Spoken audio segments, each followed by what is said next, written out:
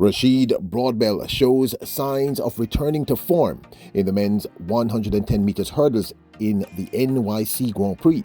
And Daniel Williams takes fourth in the women's 100-meter hurdles at the same event. Welcome back to the channel, people. Welcome back to the channel. If this is your first time here, thank you for making it Peter Lloyd World. Go ahead, please hit the subscribe button so we can continue to grow. When you do that, hit the notification bell so you know when the next video drops. We drop a video at least once a day here in Peter Lloyd World. Also, if you enjoy the content, please hit the like button and finally leave your thoughts. So, are you ready? Yep. Good to go. Well, you know that the women's 100 meters hurdles is always competitive. And today at the NYC Grand Prix, it was the same as usual. Jamaica's Daniel Williams took on Toby Amusan, Kenny Harrison, and the eventual winner in today's event, Devon Charlton, who is the reigning 60-meter indoor 2024 champion and world record holder for the same event. Charlton was able to hang on beyond 60 minutes today and won the event in a time of 12.56 ahead of Alasia Johnson of the United States, who ran 12.58 to take second, with Toby Amusan taking third in 12.66 and Daniel Williams taking fourth in 12.71. Masai Russell, a channel favorite, took fifth in 12.73, and Yannick Thompson of Jamaica came seventh, running 12.94, with Kendra Harrison taking sixth in 12.77 seconds. After those national championships, but today, world champion Daniel Williams against world record holder Toby Amusan and world indoor champion Devon Charlton in the middle lanes. Charlton gets her trademark fast start. Devon Charlton at the moment has just got herself ahead of Daniel Williams. Can Devon Charlton find a last 40 metres here? Alasia Johnson finishing fast. Devon Charlton takes her first. Boy, I'm telling you, people, the women's 100-meter hurdles, it looks like it's going to be the most unpredictable year because you simply can't tell who is who. It just depends on the day someone else is winning. You have no clue what's going on. It's going to be, I tell you, outside of the women's 100 meters at the Paris Olympic Games, it is going to be the sizzler for the Paris Olympic Games, the women's 100 meters hurdles. Just remember I told you that. At the NYC Grand Prix in the men's 110 meters hurdles, Jamaica's Rasheed Broadbell shows signs of recovery, coming back to his best form.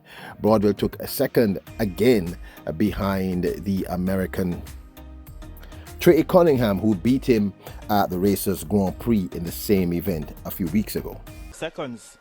They're set again. This time they're a good start by Broadbell. Then is there as well. Broadbell. Cunningham is also coming into the mix. Broadbell has some catching up to do. Cunningham, Broadbell and company getting there. Trey Cunningham, the 2023 championship silver medalist. Today, although Trey Cunningham did beat him again, Cunningham won this one in 13.21 ahead of Broadwell, who ran 13.28 to take that second spot, with Tyler Mason of Jamaica coming fourth in 13.52. Michael Dickerson came third of the United States in 13.45. But I thought this was a much better executed race by Rasheed Broadbell. And again, of course, Rasheed Broadbell always has issues with his start, but he's beginning to look like Rasheed Broadbell from last year. That late surge, of course, wasn't enough, but we will see him improve. I thought that this was an improved Rasheed Broadbell. He looks as if he's really recovering from his injury early on this year. To be another 10 metres, the Jamaican was on the charge. Cordell Tinch on the other side of the car, just having real issues there in the middle of the field. Into a slight headwind of 0.8 metres per second for Cunningham, but he got himself that clear water, and in the end. Now, this, of course, is my 2 cents. Now, yes, Broadbell's time of 13.28 is slower than his season opening time of 13.24 that he ran at Racers Grand Prix.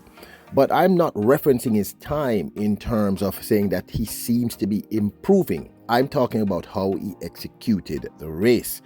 Now, we know that there's always an issue with Rasheed Broadbell when it comes to the start of his race, as does Hansel Parchment. Of course, as the season progresses, he tends to improve until he's at that point where if he gets out of the blocks just slightly behind you, he's going to end up winning. Now, taking nothing away from the American Trey Cunningham, who has executed 2 brilliant races to beat Rasheed Broadbell. But what I saw, that late charge in the last 4 to 5 hurdles, is beginning to look a lot like Christmas. It's beginning to look like Rasheed Broadbell that we saw in 2022 as well as 2023. Now, you do know that Rasheed Broadbell was injured early this year, and through sheer determination, great coaching, and of course, the people who took care of him, he's improved immensely.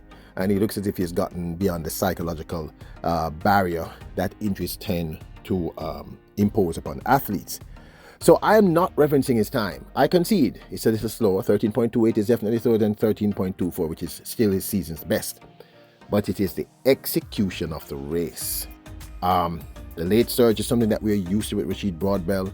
And of course, as I said before, there's always an issue with Broadbell's start.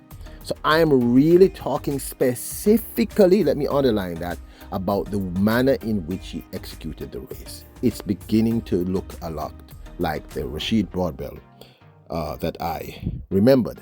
Now, the women's 100 meters hurdles. Look, people, it's really difficult to tell who's going to win what. Devin Charlton seems to be improving her last 40. That's her fault. She gets out of the blocks before anyone else. And she seems to have figured out a way to maintain that.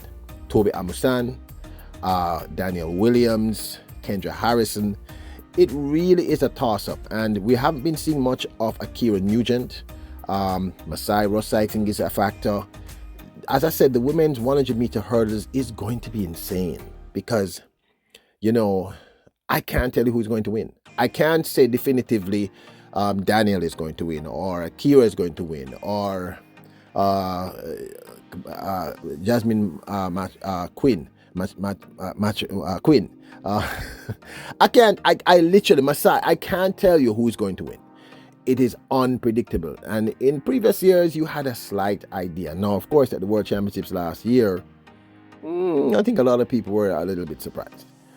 Not us, but a lot of people admittedly were surprised.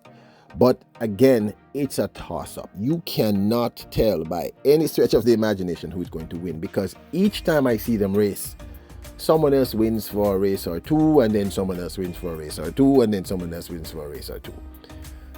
So all I can say is that women's 100-meter hurdles in Paris is just going to be surefire. So there you have it. 2 of our best hurdlers doing their thing today. Broadbell, I personally think, you can tell me if you disagree with me, you know, that's this platform is about us expressing ourselves respectfully. I think he's improving. I am seeing improvement.